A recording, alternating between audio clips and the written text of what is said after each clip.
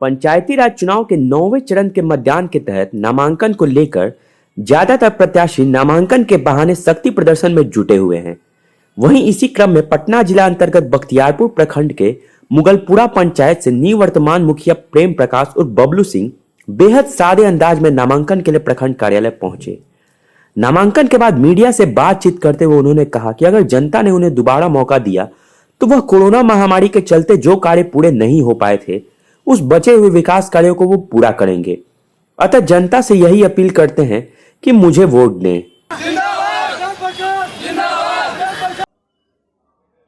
शक्ति प्रदर्शन से जो है बैलेट में तब्दील नहीं होती है।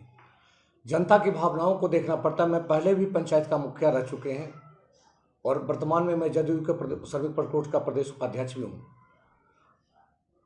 पार्टी स्तर पर भी मैं देखता हूँ लोगों को परेशान करने से कोई फ़ायदा नहीं है, क्योंकि लोग वहाँ जाते हैं और बाहर में खड़ा रहते हैं, उनकी भावना की कदर नहीं होती है। लोग प्यासे रहते हैं, भूखे वहाँ पर रहते हैं, बच्चे चले जाते हैं। हम आए दिन यहाँ घटना देखे हैं। कुछ दिन पहले हमारे ही यहाँ नॉमिनेशन डालने गए हैं और वहाँ मृत्यु भी हो चुका है। तो ऐसी स्थिति में जनता को भावना को देखते हुए, उनकी सुविधा और सुरक्षा को देखते हुए और आचार संहिता का पालन करते हुए सादे अंदाज में ही और नॉमिनेशन करना चाहिए, जिससे हमारी जनता को परेशानी नहीं हो, हमारे पब्लिक को परेशानी ना हो। वर्तमान मुखिया है, आप पिछले 3-4 महीने से कमेटी के तहत पंचायती राज व्यवस्था चल रही है जी। आपको क्या लगता है क्या कुछ ऐसा काम इन दिनों रह गया है जो कि आप अगर आप दोबारा मुखिया बने तो उसको होना चाहिए? अभी तो पंचायत में बहुत सारे काम बचे हुए हैं।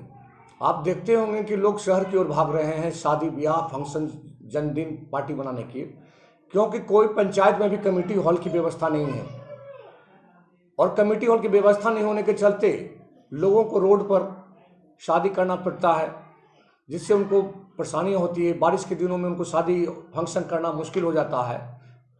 ऐसी स्थिति में सबसे पहले तो हर पंचायत में कमेटी हॉल होना चाहिए, जिससे लोगों को शादी ब्याह फंक्शन वगैरह करने के लिए शहर जाने भागने की जरूरत ना पड़े, उन्हें हर उपलब्ध गाँव में ही हो जाए।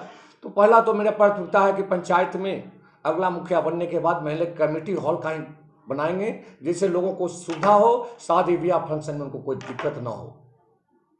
अच्छा, मुख्यमंत्री की एक महत्वाकांक्षी योजना है 7 निश्चय योजना, कितना आपके पंचायत में ये हो सका है और कितना बचा हुआ है जो आप आगे करना चाहेंगे?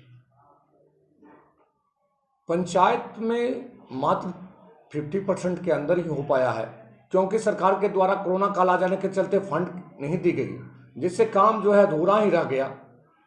क्योंकि कोरोना काल में कोई भी फंडिंग का कार्य पंचायत को नहीं हुआ है, तो ऐसी स्थिति में आप भी जानते हैं कि काम करना संभव नहीं हो पाया है। लोगों की शिकायत रहती है इंदिरा आवास को लेकर लगातार कि रिश्वत देना पड़ता है, उसके लिए नहीं मिल पाता है। ऐसे में क्या कहेंगे आप लोगों को?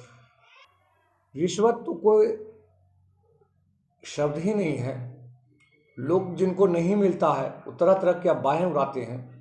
सच्चाई है वे अफवाहें उन लोग उड़ाते हैं जो आवास लेने के लिए सक्षम नहीं होते हैं और वो चाहते हैं कि आवास दें।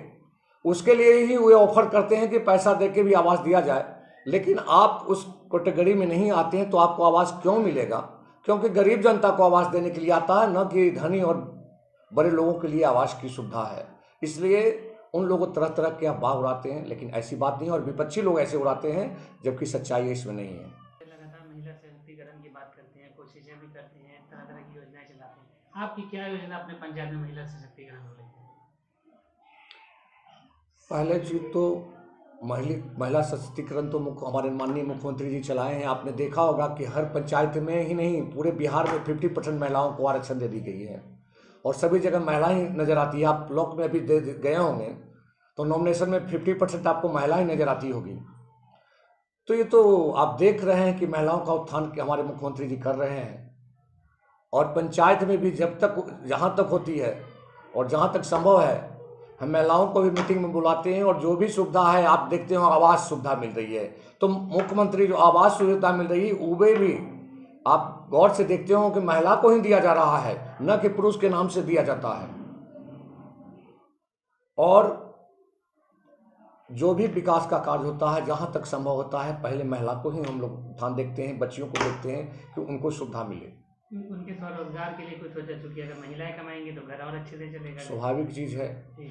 आप देखते होंगे कि जीविका चलाया जा रहा है, जीविका समूह चलाया जाता है, जिससे महिलाएं सशक्तिकरण भी हो रही हैं।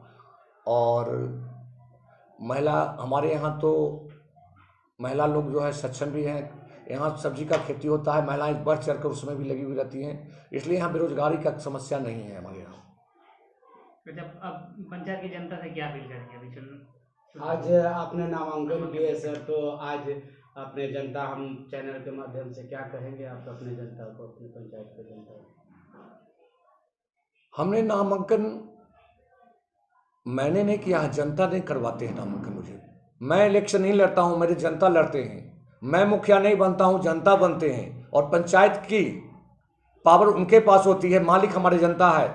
जनता हमें नॉमिनेट करती है एक सर्वेंट के रूप में, नौकर के रूप में। आप घर में जैसे नौकर रखते हैं तो हमको देखते हैं कि ये काम करने लायक है कि नहीं करने लायक है, उसी को न घर में आप नौकर रखते हैं या सर्वेंट रखते हैं। तो जनता मालिक होती है, जनता देखता है कि कौन सक्षम है, कौन मेरा सेवा कर सकता है, उसी को चुनता है। तो जनता हमें खड़ा करती है और जनता जीतती है, हम तो जीतते नहीं है। और जनता को उत्साह से भरे हुए उन्होंने हमें नामांकन करने के लिए भेजते हैं यहाँ से।